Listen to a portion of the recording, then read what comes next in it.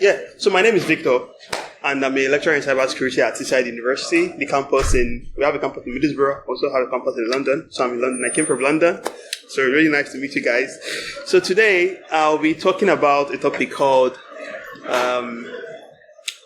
digital nomads, real risk, the cybersecurity challenges of working remotely, and how organizations can help their employees to actually overcome these challenges. I'm guessing that many of us here will be working in tech, and a couple of us here will be working remotely, and there are many benefits of working remotely, especially when, for instance, you're a parent. It gives you more time for childcare, gives you that flexibility. You don't commute time is less and stuff like that. So, what could actually go wrong? So we'll be looking at some things that could actually go wrong on the technical aspect, and of course around social engineering. And we'll also be looking at if you are a manager of an employee who works remotely, what are your obligations to that employee? And we'll be looking at how cyber attacks against remote employees are going to evolve in the coming years. So basically, there's been an increase in the rise of remote work. In fact, HSBC announced last year that they are moving out of their, the office in Canary Wharf, and they are moving to an office that is a bit smaller mostly due to hybrid working. Most companies today, their organizations work remotely. There's increased flexibility. You can work anywhere. For some companies, their staffs are working from some of them in Ireland, some of them in America, Canada. So there's that flexibility and there's that work-life balance. You do what you want to do. You're more organized. You can go to the gym when you want, do things when you want. Just finish your tasks basically. And of course, the advent of remote work gives organizations that access to a global talent pool, right?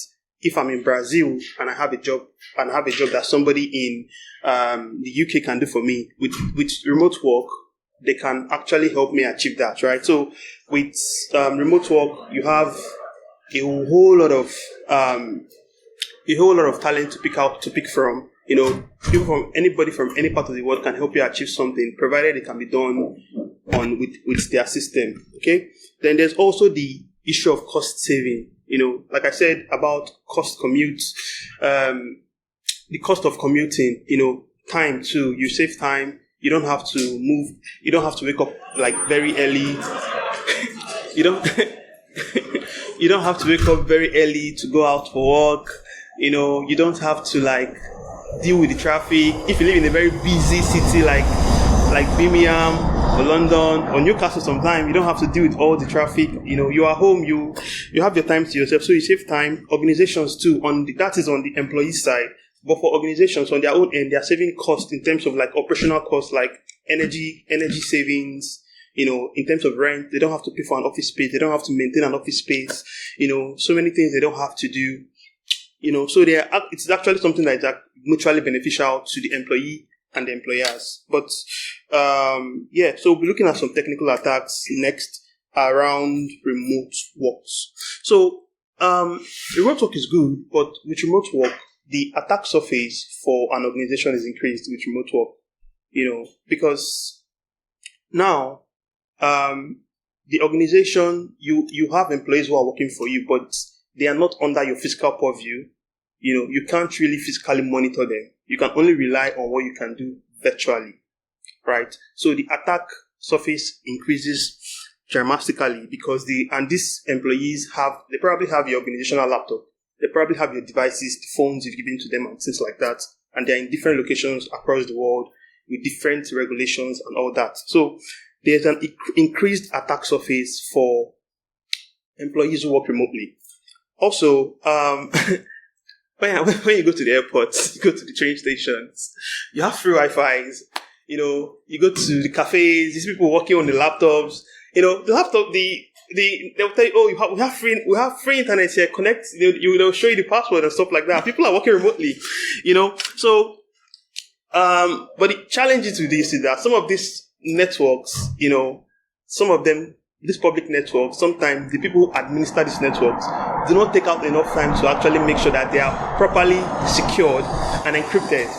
And what if your employee is actually doing something sensitive for you, working on a job that is actually sensitive for you, what could be the case? How secured would that be? What are the effects of that? So there's that challenge of the fact that your employee could be connecting and working for you in, with using a network that is not secured. So that's for that. And also their home network too, not just the cafes, right? Because at home we have Wi-Fi most of the time, you have broadbands and stuff like that. How secured is their home network too? So that's one of the ways. Then we also have the lack of physical security. I mentioned that obviously, since you have employees who are working for you, you probably give them some devices that they could use, to work for you. But physical security is something, right? In terms of in your organization, normally you have security guards.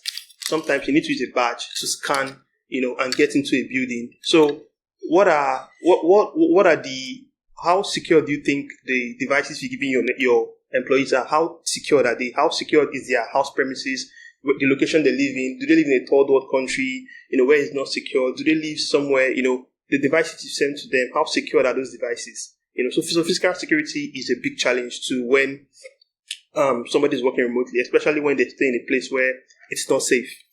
Then unpatched devices, since your employee do not work in the office, they might not be getting that regular nudge to they might not get that regular nudge. They might not take patching up, taking security updates so seriously, So they might actually be using devices or software that are not patched to actually access resources on your system or on your network, things like that. So that leaves you vulnerable to exploits and malware. So those are there are other ones, but these are just some technical attack surfaces that remote employees could be exposed to. Then we're looking at some solutions to these technical attacks before we look at the social engineering attack part of this. Then what could be the solutions to an increased attack surface? It could be, most organizations are already doing that. They have a multi-factor authentication. Most organizations, if they use Microsoft, have a Microsoft authenticator before you log into their systems. There's also VPN. With VPN, you are able to obviously encrypt, the end-to-end connection between your employee and yourself. There's a direct tunnel. You have that kind of control, a form of access control to understand, okay, how this employee is actually accessing your resource. If whatever is going on, you're able to monitor, with the VPN. Then it's also very good practice for you to encourage your staff to update software. Then in terms of unsecured networks, some solutions could evolve around, using only trusted networks. One of the ways would be to ensure that, I know W3 protocols, W3 encryption, WPA3 encryption is not really widely adopted at the moment, but it's something to actually consider. It's more secured, offers things around forward secure, the open enhanced, where, even if your employee can actually connect to a network without putting in the password, there's still that level of encryption with WP3, encryption.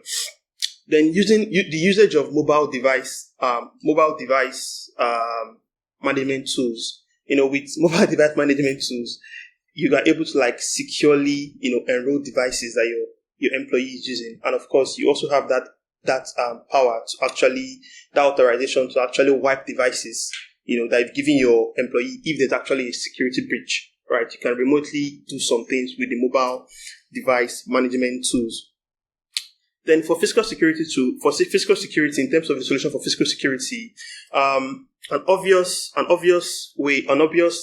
solution would be for you to provide locks for laptops and safes for sensitive documents. If your employee is working on sensitive documents for you, on a sensitive project for you, you probably want to give them locks for their laptops. You also want to enforce clear desk policies, as regards when they are working for you. They need to make sure that there's a clear desk policy so that they don't actually leave behind something, that could actually breach your network. With the mobile device management tools, you have the opportunity to actually implement remote wipe capabilities, when somebody actually steals maybe a hard drive or maybe a phone, maybe a laptop,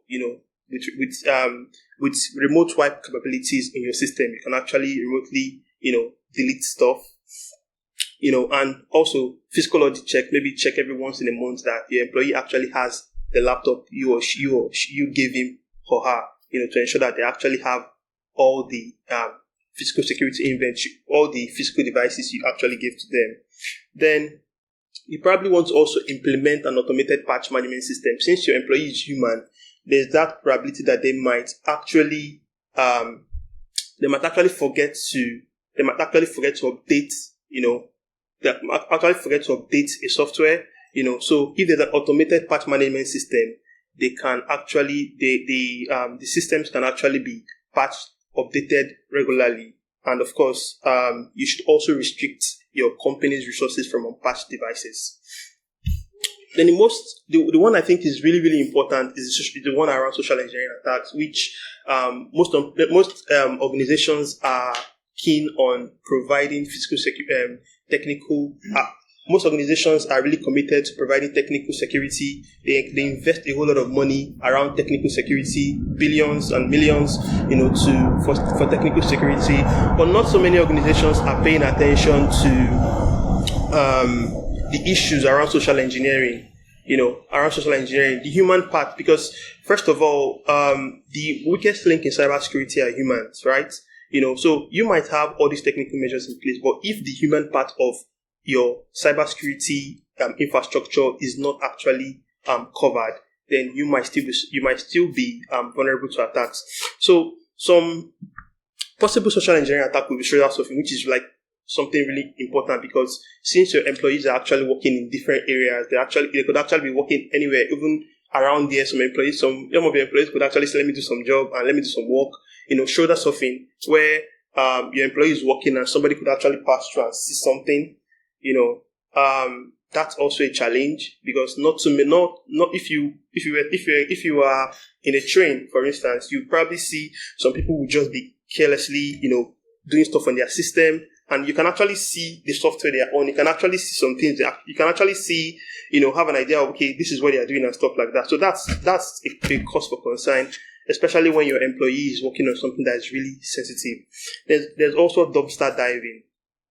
In your organization, what is the disposal mechanism when you want to dispose of your devices, of documents, of your physical documents? How safe do you what are the secure ways you dispose it? Because if you do not dispose documents properly, there's that tendency that a malicious actor might actually go into the bin, check through the bin, and if he sees something useful, and that might actually come back to haunt you. So there's that challenge of dumpster diving for your employees working remotely. If he or she does not proactively dispose of sensitive documents, well, then there could be a challenge from that point. And there's also the case of digital tailgating. Normally, tailgating in its normal sense is the fact that somebody could follow you into a building, claiming to be like maybe an employee, or somebody that works there, or somebody that schools there, something like that. There's that challenge. But digital tailgating, we might have a scenario where somebody could actually join a meeting when they are not supposed to be there at the moment, right? That digital tailgating. Now, you have scenarios where you probably need to do a meeting quickly, and there's no need for a video call. Let's just do it audio-wise, and stuff like that. So there's that challenge of digital tailgating where somebody could actually be, in a meeting, or join something where they are not supposed to join, or join a Slack channel where they are not supposed to join, and you're probably discussing or sharing files that are sensitive. So that's a challenge. It's a very big challenge. Then there's also pretexting, right? There's also pretexting where your employees who are far away in different areas, they might fall to it where they might actually be in a situation whereby a malicious actor could claim, okay, I'm from an IT help desk. There's been an issue with your system, and all your colleagues, 80% of your colleagues have already changed their password.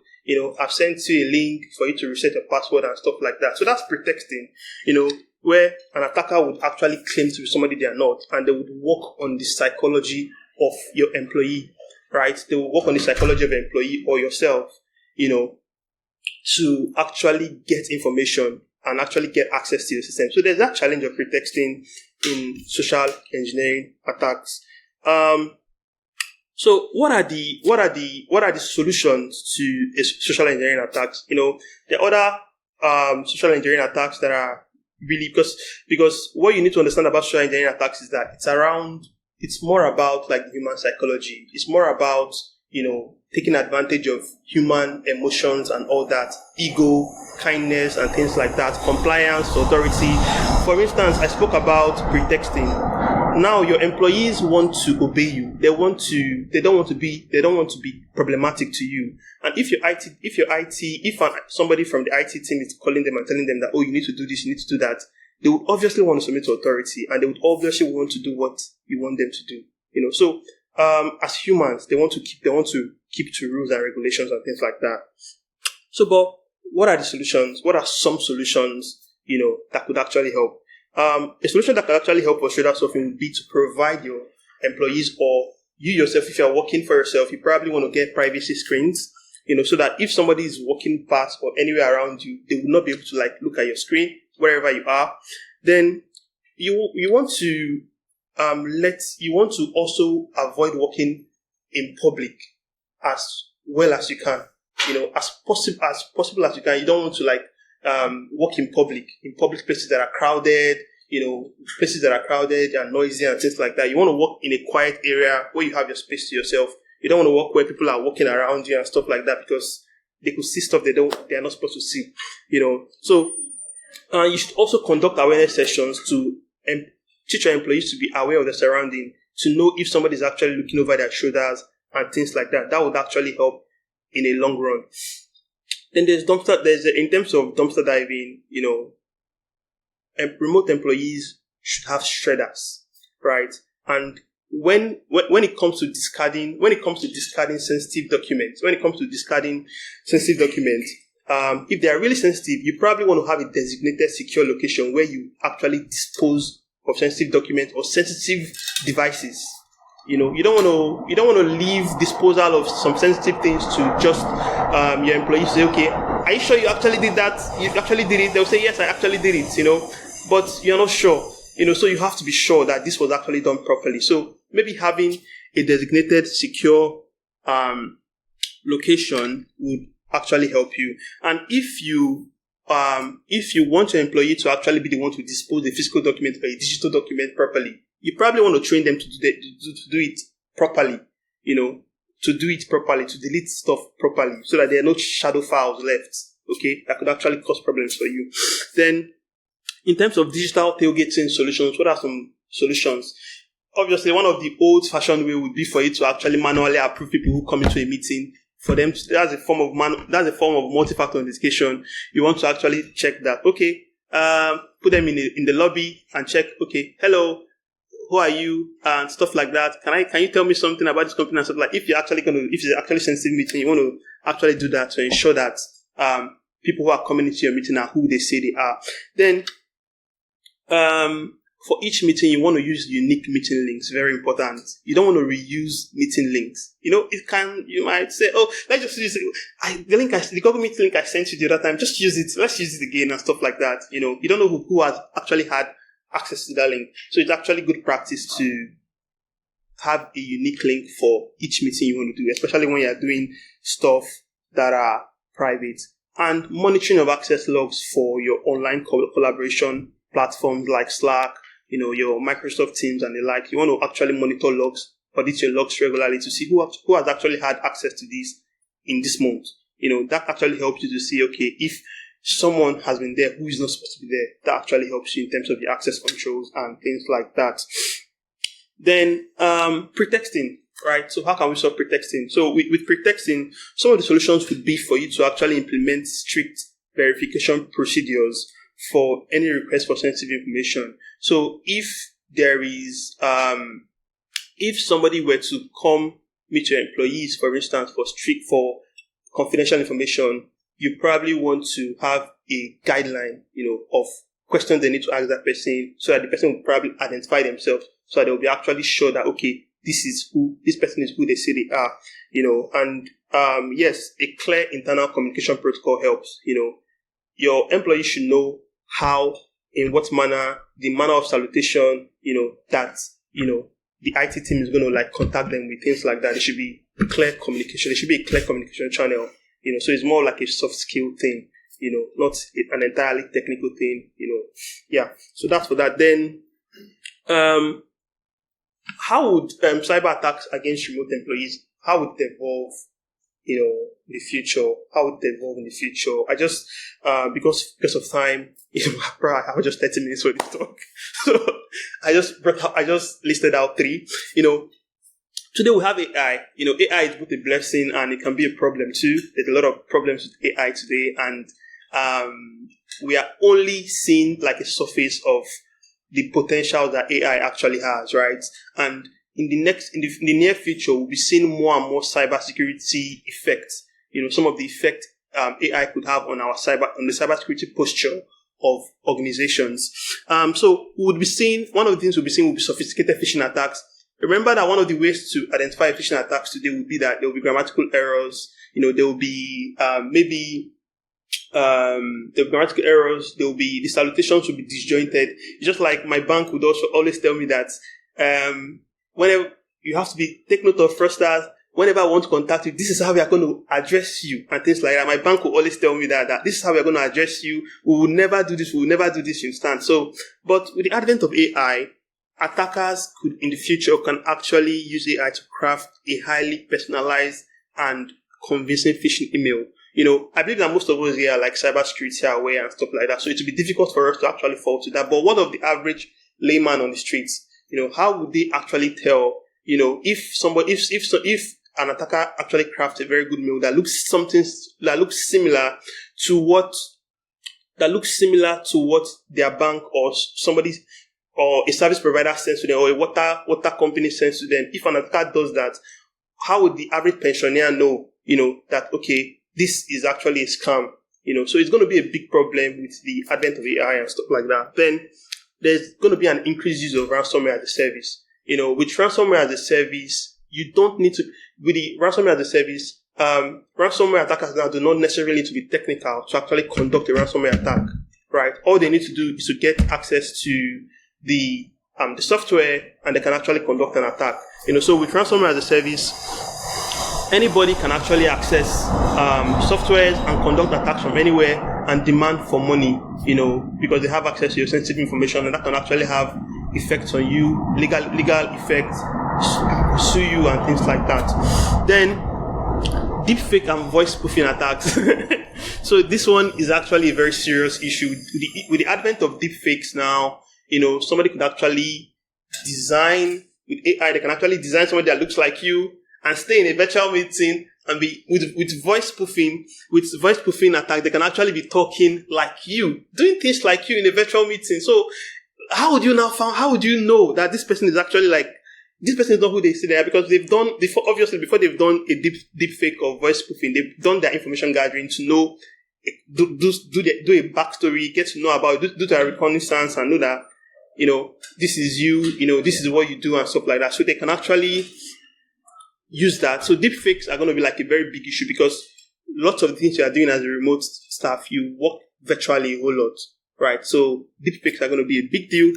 And so what are your obligations as a manager to a remote worker? What are some obligations you have? I just listed some here. What are your obligations? Of course, you should establish clear security policies. Very important to have clear policies around how you communicate with your staff, around access controls, around how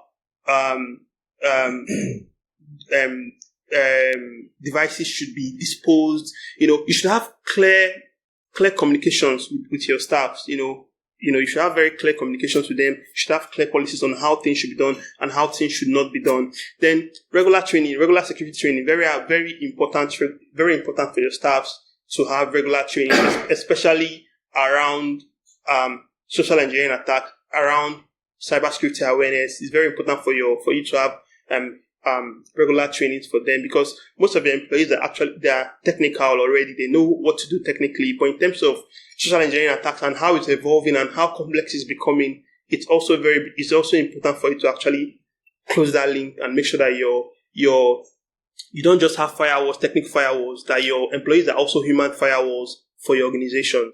All right. Then access controls, very important to have access controls in place. Or principle of least privilege access should always apply.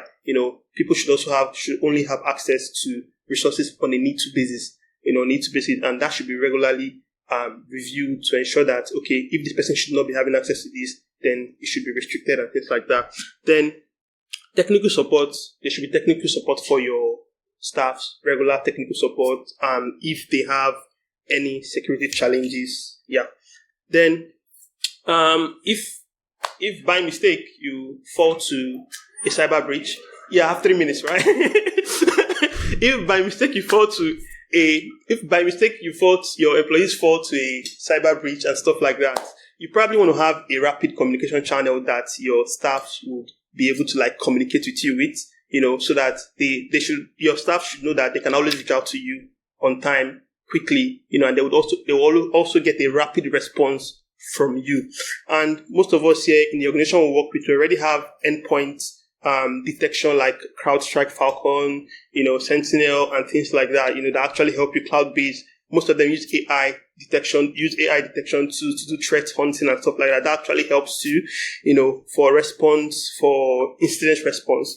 Then you probably want to also do a post-incident forensics, to know actually what actually happened and how you can actually what you can learn from it, so that you don't fall to the same attack again. So for this, there are softwares like that, FTK, Autopsy, that you can actually use to strengthen your defenses. So thank you for listening. This is just a very short talk, and thank you for listening. And I hope you enjoy the rest of the time.